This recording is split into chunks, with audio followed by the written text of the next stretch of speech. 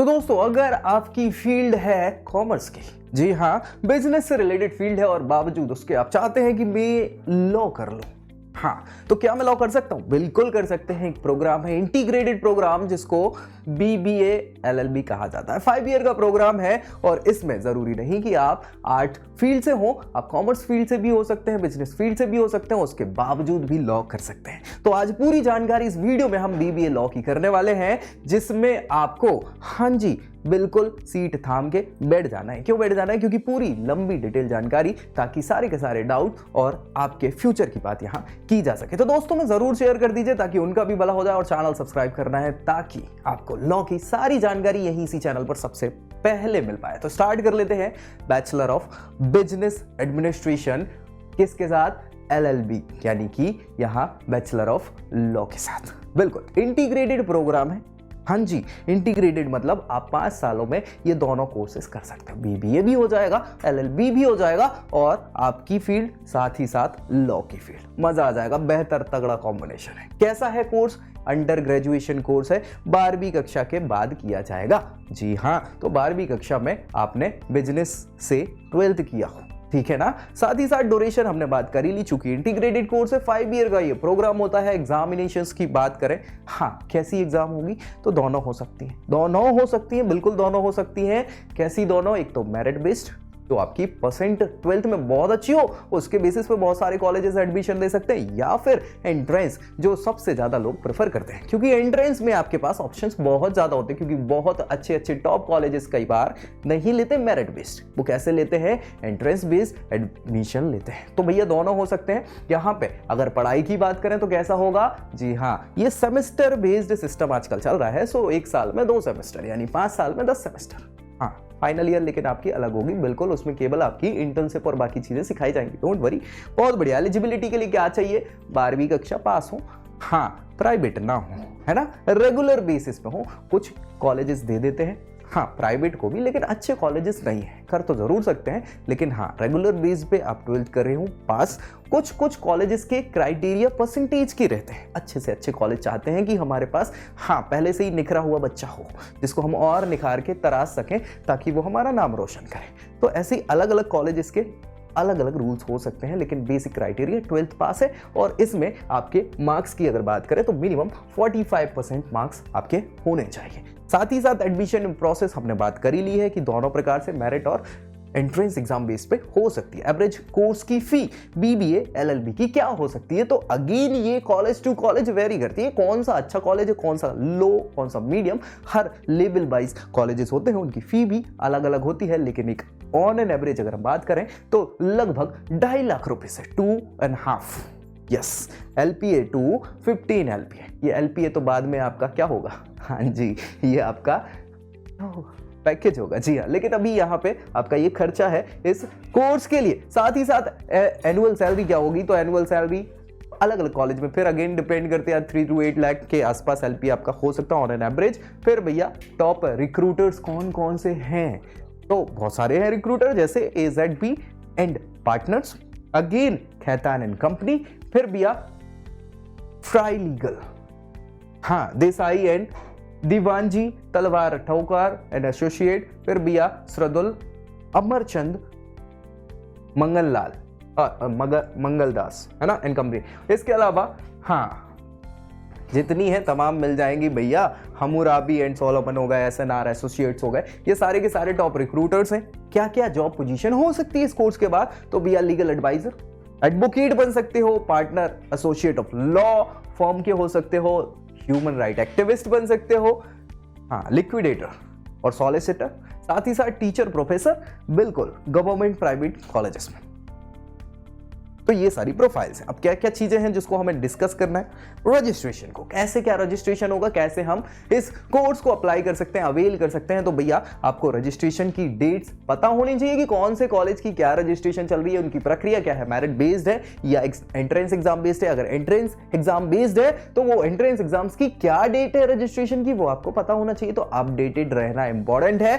हालांकि सारी जानकारी यही मिल जाएगी आपको, तो इस चैनल पर बने रहने का है, दोस्तों को भी शेयर कर देना है ताकि उन तक जानकारी पहुंच जाए। सारे के सारे जो एग्जाम्स हैं, एंट्रेंस एग्जाम, उनके वीडियो आपको यही चैनल पर मिल जाएंगे, सारे के बना चुका हूं। और उनकी डेट्स भी एक्सपेक्टेड सारी चीज़ें बना चुका हूँ और बाकी की अपडेट्स समय समय पर आपको मिलती रहेंगी। तो भैया ये आपको पता होना चाहिए कि कौन सा एग्जाम कब है और मेरे को क्या देने का है, ठीक है। फिल अप डिटेल्स में जो आपकी बेसिक इंफॉर्मेशन है वो लगेगी, नाम हो गया, एड्रेस हो गया, ईमेल हो गया, फोन हो गया, पापा का नाम हो गया, सारी बेसिक डिटेल्स के साथ, है ना। फिर इसके बाद क्वालिफिकेशन मार्क्स वगैरह कि 10th में क्या है, 12th में क्या है, कौन कौन से सर्टिफिकेट्स लगेंगे, कास्ट, अगर आप किसी पर्टिकुलर कास्ट से, रिजर्वेशन कैटेगरी से बिलोंग करते हैं तो भाई वो सारे के सारे डॉक्यूमेंट्स आपके पास होने चाहिए। तो ये फिलअप डिटेल्स होती हैं, इनको और आराम से समझदारी के साथ बिना गलती के साथ भरना है ताकि बाद में परेशानी ना हो। क्यों?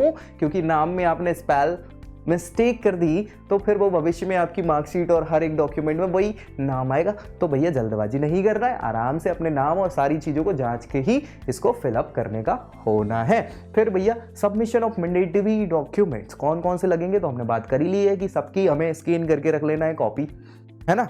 हाँ, पहली, दूसरी, 5वीं, 10वीं की नहीं रखनी, 5वीं 10वीं की रख लें, 5वीं 8वीं 10वीं 12वीं, ये मेन मार्कशीट्स होती हैं। इनके सर्टिफिकेट्स, इसके अलावा कास्ट सर्टिफिकेट, इसके अलावा कैटेगरी में जो भी लगे, इसके अलावा बर्थ सर्टिफिकेट और भी जो तमाम बड़े बड़े सर्टिफिकेट्स होते हैं उनको आपको रख लेना है। कैसे रख लेना है? स्कैन डॉक्यूमेंट्स में। आजकल सब ऑनलाइन होने लग गया, ऑफलाइन नहीं होता है, ठीक है। फोटोग्राफ हो आपके पास पासपोर्ट साइज, तो ये बेसिक डॉक्यूमेंट्स है। आपके सिग्नेचर जो है उसकी भी स्कैन कॉपी करा लेना, ये भी लगता है, ठीक है। तो ये सारी चीजें हैं। 10th 12th की मार्कशीट हो गई, है ना। डिप्लोमा है तो वो कर सकते हो। इसके अलावा डॉक्यूमेंट जो जरूरत पड़े वो जैसे क्या हो जाएगा, हाँ, डॉक्यूमेंट फाइल में इसको करना, पीडीएफ में कर लेना, जेपीजी पीएनजी फॉर्मेट में इनको, हाँ, स्कैन वगैरह करके रख लेना, ठीक है। क्योंकि अलग अलग इंस्टीट्यूट या यूनिवर्सिटीज अलग अलग फॉर्मेट मांग सकते हैं, तो वो कोई समस्या नहीं होगी। एप्लीकेशन फी ये अगेन वेरी करती है, किसके लिए? ये entrance exam to entrance exam vary करती है, बिल्कुल करती है। कौन सा एग्जाम है, क्या कैसा है, लेकिन अगेन मान के चलिए आप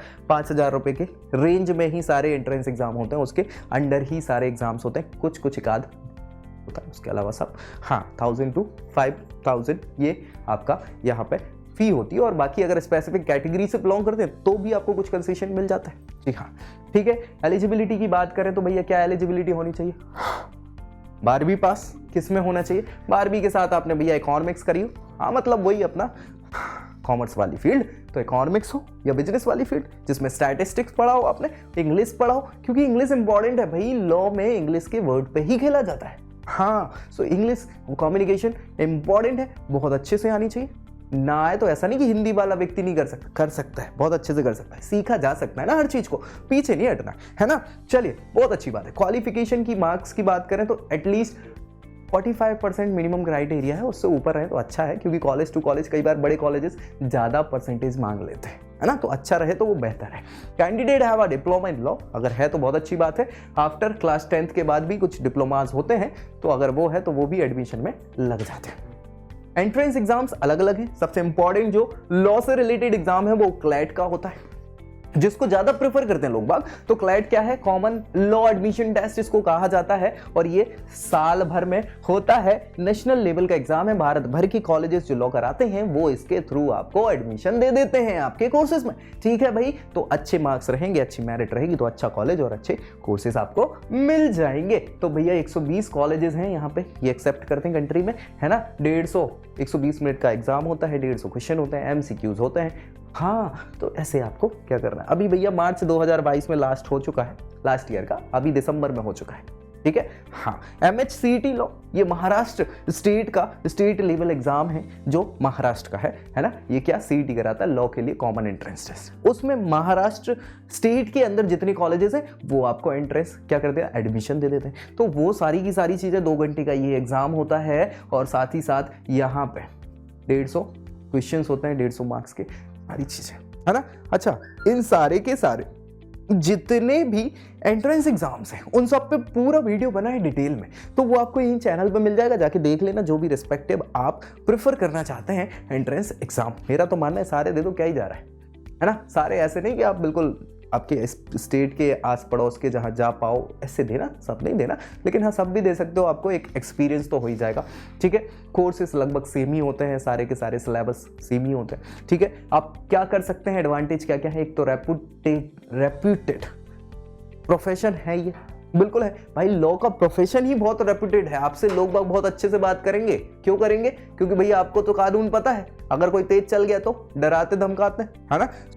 रिस्पेक्ट होती है इसमें, इस फील्ड में, तो अपने आप में याद रखिएगा, ठीक है। BBA LLB बहुत रेप्यूटेटेड है। इसके अलावा आप नॉलेज गेन कर सकते हैं। करियर अपॉर्चुनिटीज की अगर बात करें तो अलग अलग कॉम्पिटिटिव एग्जाम्स के साथ आपको अलग अलग पोस्ट मिल सकती है। और यहाँ पर और क्या कर सकते हो भाई, ये तो अंडर ग्रेजुएशन है, पोस्ट ग्रेजुएशन कर लो, इसके बाद PhD कर लो, तो बहुत प्लेटफॉर्म है। अगर पढ़ाई आगे करना चाहते हैं और स्पेसिफाइड होना चाहते हैं तो अगेन अगर जॉब चाहते हैं तो यहाँ अंडर ग्रेजुएशन के बाद भी अलग अलग जॉब्स आपको मिल जाती है, प्रोफाइल अलग अलग हो जाती है। सिलेबस की बात करें तो भी ये 5 ईयर प्रोग्राम है। First semester English, law of torts, है ना। इसके अलावा एक्सीडेंट कंज्यूमर प्रोटेक्शन लॉ का फर्स्ट जूरिस्प्रूडेंस हो जाएगा, legal method, legal Indian legal system हो जाएगा, बेसिक थ्योरी ऑफ लॉ हो जाएगा, fundamental business organisation, accounting first. Second semester English, law of torts का वही एडवांस पोर्शन, है ना, मैनेजरियल इकोनॉमिक्स, फिर principle participation business management, accounting second, हाँ जी।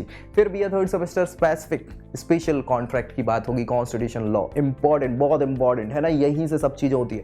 Family law, effective communication skill, quantitative techniques. Fourth semester law of crime, paper 1, ठीक है, penal code हो जाएगा यहाँ पे, कॉन्स्टिट्यूशनल लॉ एडवांस हो जाएगा, फैमिली लॉ एडवांस हो जाएगा, business and managerial communication important है क्योंकि कम्युनिकेशन बहुत इंपॉर्टेंट हो जाती है। ऑर्गेनाइजेशनल बिहेवियर, बिना बिहेवियर के कैसे करोगे, ऑर्गेनाइजेशन कैसे वर्क करती है, क्या काम होता है, वो सारी चीजें सिखाई जाएगी। Fifth semester law of crime, paper 2, then criminal procedure code, property law, company law, administrative law, corporate governance and finance.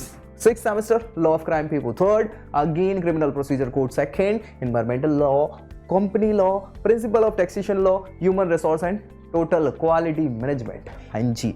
और 7th semester public international law, civil procedure मतलब code of civil procedure, limitation act 1। इसके अलावा BBA LLB subject. 9th में 8th पढ़ लेते हैं पहले। 8th क्या है, लॉ ऑफ एविडेंस, हाँ, code of civil procedure and limitation act 2।